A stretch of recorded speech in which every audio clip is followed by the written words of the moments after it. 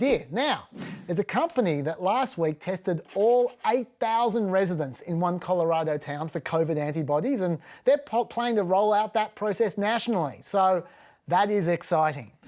Even more exciting, the first clinical studies for Johnson & Johnson's vaccine are expected to come at the latest in September for an early rollout at the start of next year, which is extremely fast for vaccine. Usually they take 5 years. Yeah. So that's really good. And that is, of course, assuming that the really, really, really fast vaccine option doesn't work. I execute judgment on you, COVID-19. Oh, Ramesh. I execute judgment on you, Satan, you destroyer, you killer. You get out, we break your power, you get off this nation. I demand judgment on you. I demand a vaccination to come immediately. Yes. It is over. And the United States of America is healed and well again. Let me check, John. Sorry, COVID's still there. Yes. Oh, well, still worth a try, Kenneth Copeland. Yeah.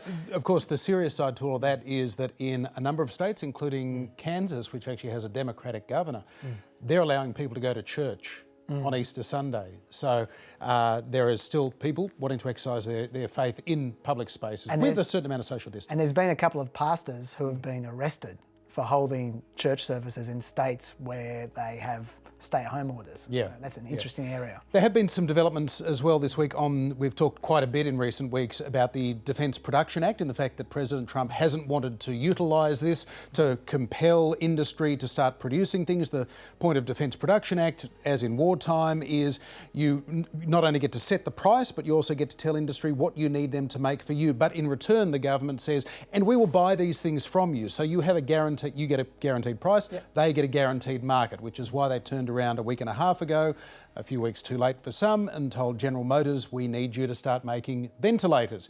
Well, those ventilators are going to be on the way. Maybe not as many, well, certainly not as many as they need in the short term, but in 6 to 8 weeks from now, there may be those 20 and 30,000 extra ventilators they need next week in New York City. The same with 3M now. They've just in the last 24 hours been told, start producing a whole lot more masks. Again, their production turnaround. So unfortunately, there's a real sense of there's been a wasted month or more in the issuing of these orders. But President Trump has been giving these daily briefings. 2 hours and 13 minutes was the record that was set today, the longest ever presidential briefing, although that was only 23% Donald Trump. There was also a lot of Jared Kushner, inexplicably. He spoke. Jared Kushner spoke. Fresh from solving the Middle East peace process, he's now heading up the Corona task force as well. What does he sound like? Yeah, you should have a listen. It's hard to describe. Okay. So Jared Kushner was there, raising a few eyebrows, essentially saying that the states shouldn't be making all these demands on the federal strategic reserve. Having people say, well, you know, you actually look at what the Federal Strategic Reserve of all this equipment is. It is for the use of the states. Otherwise, it just stays in a warehouse in Washington. But still, the president has been taking a fairly sombre tone in a lot of these conferences. He's also, though, been taking regular swipes at his old adversaries in the media at these briefings, including a pretty classic exchange with CNN's Jim Acosta. Go ahead. Let's give it a shot. Sir, what do you say to Americans who are upset with you over the way you downplayed this crisis over the last couple of months? We have it very much under control in this country. The coronavirus is very much under control in the USA. It's going to disappear. It's like a miracle. It will disappear. March 4th, we have a very small number of people in this country infected. March 10th, we're prepared. We're doing a great job with it. It will go away. Just stay calm. It will go away. What do you say to Americans who believe that you got this wrong? And I do want them to stay calm. And we are doing a great job. If you look at those individual statements, they're all true. Stay calm. It will go away. You know it is going away, and it will go away. And we're going to have a great victory. And it's people like you and CNN that say things like that. It's why people just don't want to listen to CNN anymore. You could ask a normal question. The statements I made are, I want to keep the country calm. I don't want panic in the country. And of course, the president is getting his regular digs in on Twitter as well. Polls are showing tremendous disapproval of the lamestream media's coverage of the virus crisis. The fake news just hasn't figured that out yet. And the president is right. Overall, according to Gallup, only 44% of Americans approve of the media's handling of the coronavirus crisis. Although 44% also happens to be the number that approves of the president's handling of the crisis. That, according to the Associated Press. Certainly, Joe Biden, though, doesn't approve of Trump's refusal to reopen enrolment for health insurance under the Affordable Care Act or Obamacare. He put out this ad.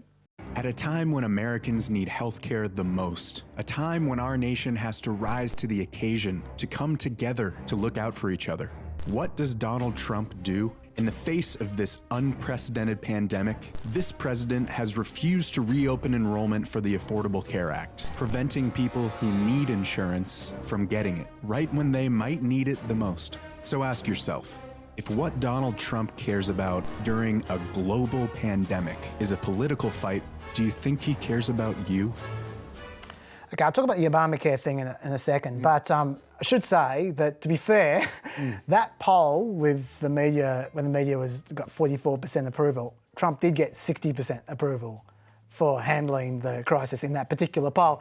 Having said that, there's polls all over the place at the moment. It seems like Trump has largely got probably a 5-point bounce overall at the moment. Possibly off the back of that decision of his to close down international travel, because that's polled incredibly well. I saw a poll the other day, which I think was 96% approval of that decision. 95% were Democrats and 97% were Republicans. So everyone loved that decision. He's getting as much value out of it as he possibly can in his press conferences. But we shouldn't get carried away with that 5-point bounce, because as you said on the Wednesday show, there is a rally around the flag effect in these circumstances. Andrew Cuomo's got a 71% approval at the moment. He wasn't a popular guy before this. Which is why he didn't run for president, ironically enough, because he was in the 40s. Yeah, exactly. And if you look at the other world leaders at the moment, it's quite interesting. This is Trump's polling bounce here at the end of this graph. This is Boris Johnson's bounce. And this is Macron's bounce. And this is Justin Trudeau's bounce. And this is Scott Morrison's bounce. And I wouldn't say that all those leaders are exactly kicking goals right now, John. So President Trump has managed to flatten at least one curve. Yes. But just on the Obamacare thing, quickly, I should explain what that ad was referring to. With Obamacare, there is only one time per year that you're supposed to be able to enrol for these subsidised healthcare plans. And if you lose your job, say, you can then enrol after that if you need health insurance, but it's really tricky and there's a lot of dodgy paperwork, and so a lot of people don't.